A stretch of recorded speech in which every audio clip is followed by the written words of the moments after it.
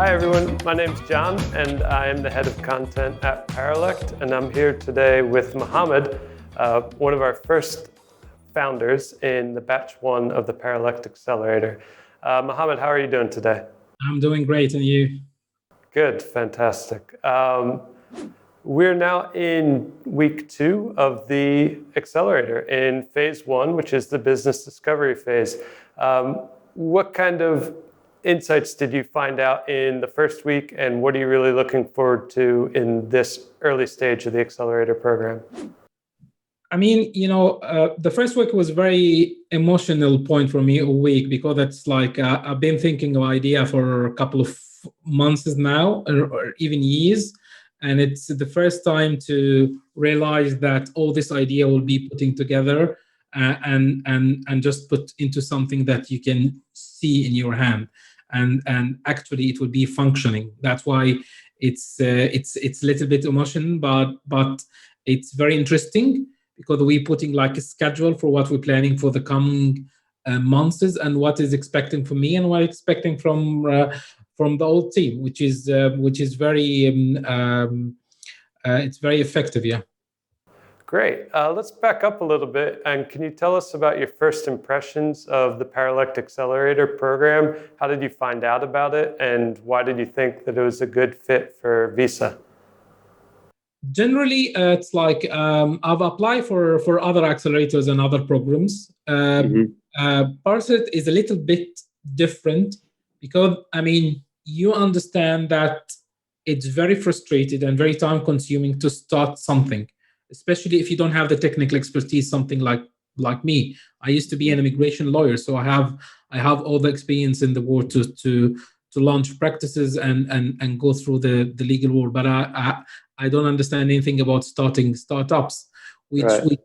with here your expertise would come. You've launched startups before.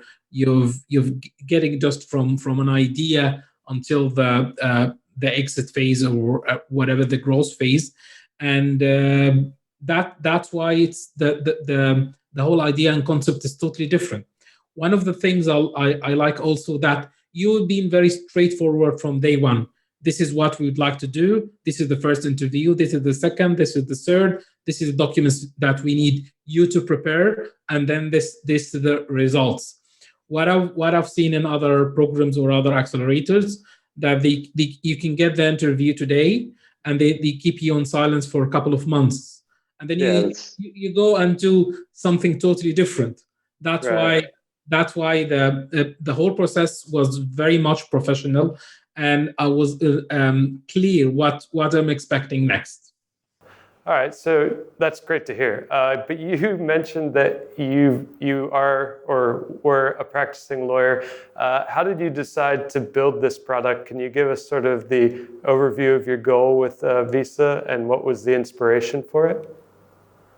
I mean, is practicing law or providing legal services one of the last hurdles that was not challenges with startups and apps and the whole new development of things like transportation, like tourism. I mean, providing legal services still lying on you can say 20 or 25 years ago, with the same way of delivering the services. You have to go to the office, you have to go to the meeting, and then you have to provide the services. It could take up to weeks just to get the proper information. That's why the idea of VISXA was born. Actually, VISXA was born on the day of the Brexit referendum here in the UK, where I've received more than 100 requests for meetings on my calendar. And because everyone was panicking, and we don't know what to do. Even myself, I don't know what to do. So what will happen next? How to deliver this kind of services? How to use the tools that we have right now to provide services for a huge a number of requests.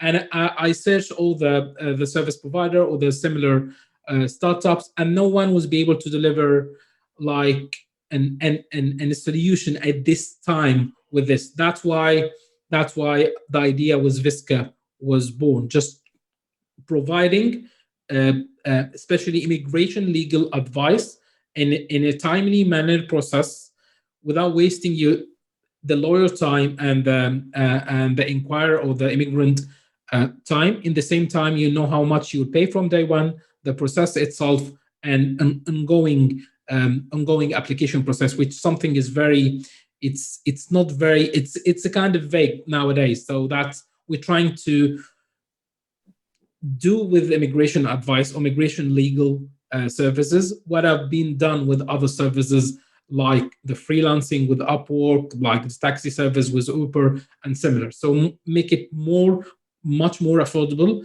streamlined process, and easy to understand to the general public. That sounds awesome. As someone who has lived, I don't know, almost a decade as an immigrant in a foreign country, having access to quick and fairly priced and straightforward advice whenever problems come up would be definitely a huge plus in my opinion. You mentioned that you applied to some other accelerator programs. Did you ever go through with any of them? And did you get any feedback from them? Or is Paralect Accelerator your first one? I actually joined a couple of other accelerators with different stages. Some of them will just give you like enlightenment or just education based about what you're expecting to be as a founder and how to raise funds and how to deal with the technical issues. But it's and also I've applied for you can say a couple of others. I've been not accepting fully in the other ones. Most of the rejections was based on that you have a brilliant idea. You need to bring a co-founder who understands technical, who can help build the technical side of the business and build traction and then come back to us. That's most of the rejection that I've received. It's too early for us. You need to build the team and then you can get back to us. And I was I've argued with a couple of them that building the team is something that you can do once you have understanding of what you're trying to build. It's much better to have someone who have done this before to join the team. It doesn't have to be co-founder. I mean, most of this hype in the startup world, if you don't have a technical co-founder, you'll not be able to build a startup business, which is, from my understanding and my point of view, it's totally nonsense. You can build a very good technical product, but you don't need to bring a co-founder who will take a hefty chunk of your equity and then build the business. There's other ways. Right. I mean, you can have a part-time co-founder, you can have a technical team, you can have parts that, for example, like a venture studio, which is something that's still new in the market, but I believe it's much better this way. Yeah, and that's what we're moving towards. And the accelerator is sort of our first step into transforming into a venture studio with other founders like yourself. What major challenges have you faced so far trying to build this product, aside from what you've mentioned already, and how do you think you're going to overcome them? I mean, the first challenge is that you are not an entrepreneur. You have not started startups before. You don't have the understanding of, you're a lawyer. How a lawyer just you have a lawyer mentality. You don't have the startup or entrepreneur mentality. That's the first thing people tell me. I'll tell them I've built small businesses or medium businesses before. I know how to build business from the scratch. But being an entrepreneur with a startup mind, you don't need this kind of mentality to build actual startup. Small to medium businesses have a very common grounds with building the startups. At the end of the day, you have to register the company, you have to open a bank account, you have to operate accounting, you have to hire people, which is something that I've done before in not just in one businesses, in different businesses and in different countries. But the only thing that you don't have a profile that's fit to be an entrepreneur, which is like a challenge. And I like always challenges. That's why I tell them, okay, it's not giving a try. I will put all my effort and timing and to do something like this, because it's like this is the future. If we don't build this, because someone else will do and build it. Right. And you've already established quite an audience on your YouTube channel. When did you start recording those videos, and what kind of audience is that? Is it primarily immigrants to the UK? And how do you think that audience will help VISXA grow into the future once the MVP is launched? I mean, generally, it's like I'm starting being very active on social media, not just on YouTube, and starting from 2015 with a very simple videos.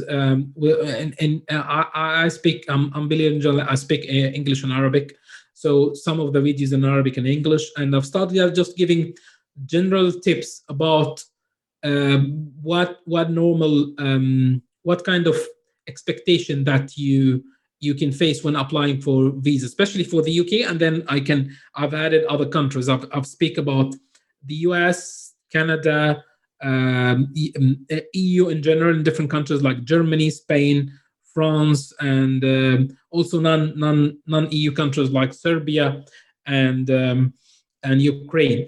In general, I was trying to give like hands-on experience of kind of the problems that normal immigrants or people who would like to apply for visa they face. What kind of very famous issues about rejections, how to avoid them, how to deal with your lawyer, how to process your application, the changes in laws and regulations.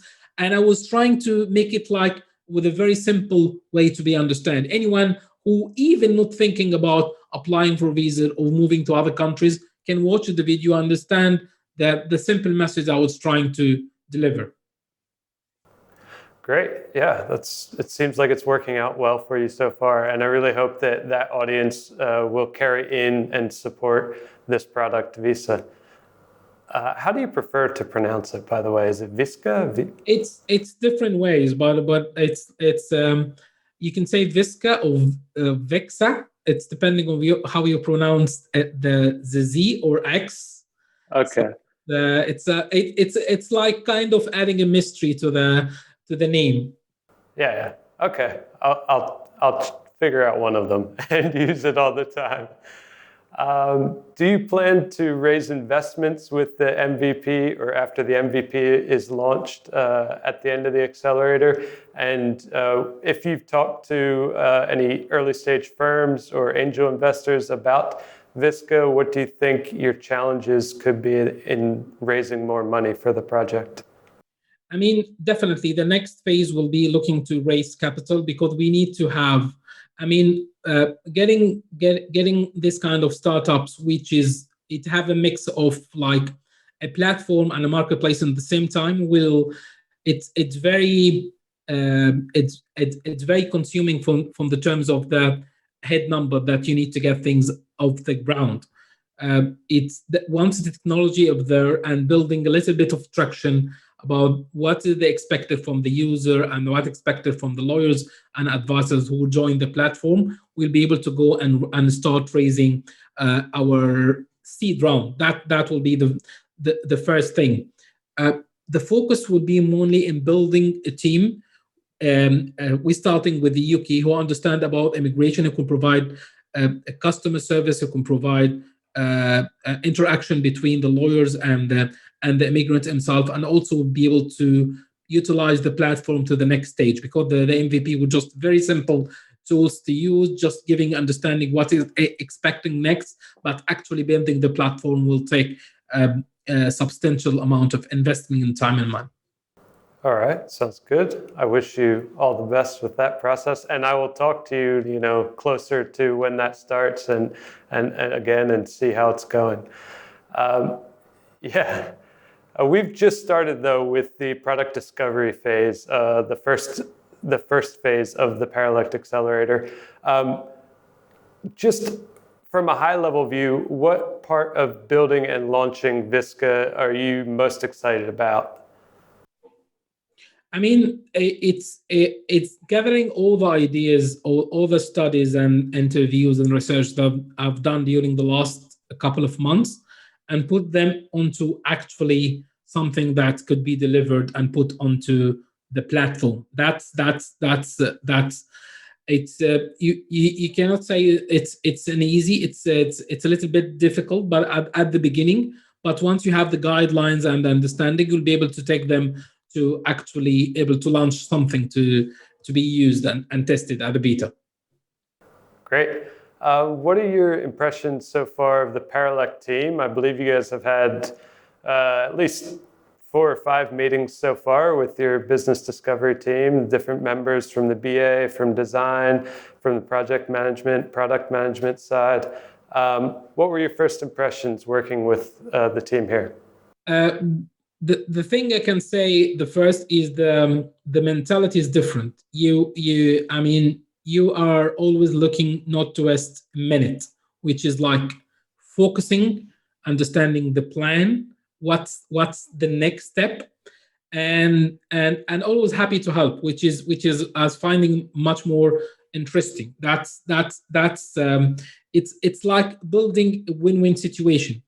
Some programs or that I would understand or was trying to see others that they put all the hard work on the entrepreneur or the team that will launch the business, and instead of it have to be shared. The responsibilities have to be shared between both sides. No one knows everything, so it's much better that it's to make it 50/50, to make everything that's the win, which is something that I like about the team and the understanding and also the way they process the schedule is much more structured and easy to understand from day one.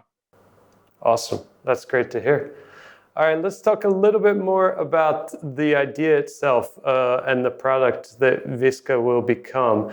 It aims to help travelers and immigrants quickly get the legal help they need.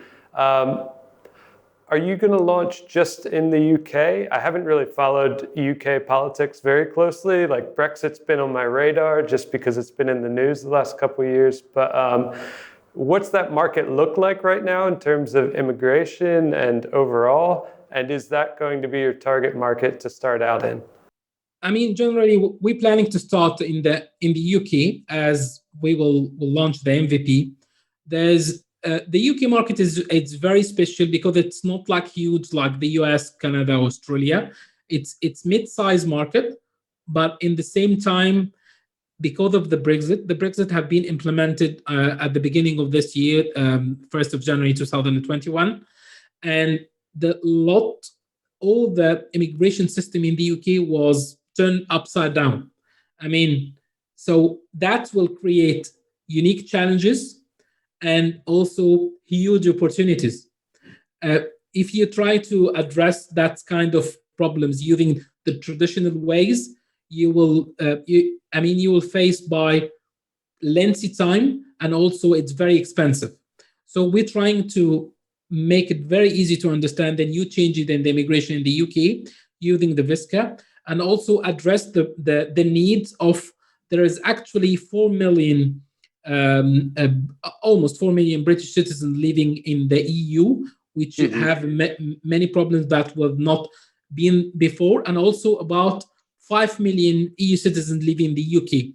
That's around 9 to 10 million possible or target audience that doesn't have actual legal solution, or you can say a fast solutions to their problems, and the legal challenges that have been created using this kind of fast changes was never before. So it's like the timing is very crucial for us. You not just have the Brexit, you have the pandemic, you have the Brexit, and you have also the changes on all this. That's only between the UK and the EU. So that's the best test paid or the launch paid to launch VISXA and also understand about the problems and solve it with a different solution. Because if you try to solve that kind of problem. Now with the traditional ways, you can say it will not be the optimum one. You have to come up with something that's different. Yeah, I agree. Sounds like the timing is perfect, but for good and bad reasons. So you mentioned the COVID pandemic, which is obviously changing how people think about travel, how people think about immigration and relocation to different countries. What do you see that looking like in the future, and how can you sort of prepare VISXA with that new future in mind? I mean, before the pandemic, it's like when you try to explain that you can apply, there is an idea that you can apply for visas or getting approved to travel to the countries using your mobile phone. Say most of the countries will say no, we will not accept this. You have to process, you have to go to the embassy, you have to apply for a visa actually, and put like a sticker or event it in your passport. Mm-hmm. Nowadays, the idea of having like starting with the vaccine passport in your mobile, that's acceptable. So you don't need to have actual physical paper to travel with the passport. At least you just need a passport and this vaccine passport or the other kind of visas. So the idea of delivering visas digitally was something that very hard to be accepted, especially by governments. Nowadays, I think delivering visas will start to be like delivering mail, or you will have like a pass on your iPhone or Android, and you can just take the confirmation and you travel anywhere you want. So delivering or traveling between countries using digital solutions will be the next phase. In order to have that kind of approving or delivering visas digitally, you need to have a platform where immigrants and users can go and apply directly for visas, and they can receive the approval of this visa in their mobile phone, and they can travel. I think the next phase, the approval for, especially between countries, will need to be done on you can say semi-automated way or a process. More countries will accept the way that they need to use new digital tools to let people move between borders, which something was not accepted, or it's very vague idea before the pandemic. That's one thing. The second thing, that I'm based in London, and I can work for an American company. I don't have to, but I can take if I have there is no restriction in the world or a pre-approval, I can go tomorrow to Thailand, South Africa, Brazil, and stay for a couple of months and stay doing the same job I'm doing. That will create a legal challenges and opportunities that was not there before.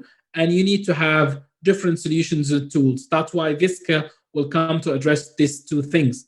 That you would be able to travel between borders in a digital way with a digital approval once the country approves this, and you'll be able to achieve the work from anywhere, or you can be able to relocate easily in different countries, and you are able to understand what kind of opportunities available in that countries.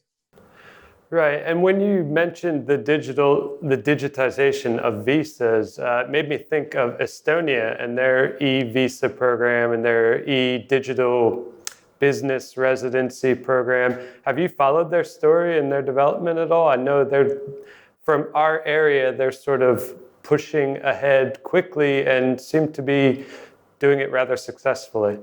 Yes, I mean, actually, I'm e-resident in Estonia from 2016. Oh, cool. Yeah, so I was because it's like kind of early adapters. I've been following in Estonia for a long time, and the way they come up with ideas and challenges for the solutions is it's more beyond the outside the box. That many other countries will be able to copy the success story of Estonia and put it on the long-term visas, nomad visas, and even people would like to relocate and start businesses or moving family in their countries. So the way Estonia have adopted this and changed the mentality that you can done everything digitally or even online, which is in non-digitized world, which is delivering visas and immigration, and you have to go to different departments to get approved. That's like will lead the way of more changes on the on immigration and visas all over the world. That's like the hype. The pandemic also have give Estonia that having an online ID or a digital ID, that's something that could be acceptable from everywhere. I mean, before the pandemic, many governments will not accept an e-signature. Mm-hmm. Nowadays, it's the default. If you don't have an e-signature, so that's way how thinking are changing, and the way delivering general legal service will be changed. Well, that's great. I'm glad to hear that you've experienced the Estonian model and you seem to only have good things to say about it. It's fascinated me just as a bystander, but maybe I'll look into it again.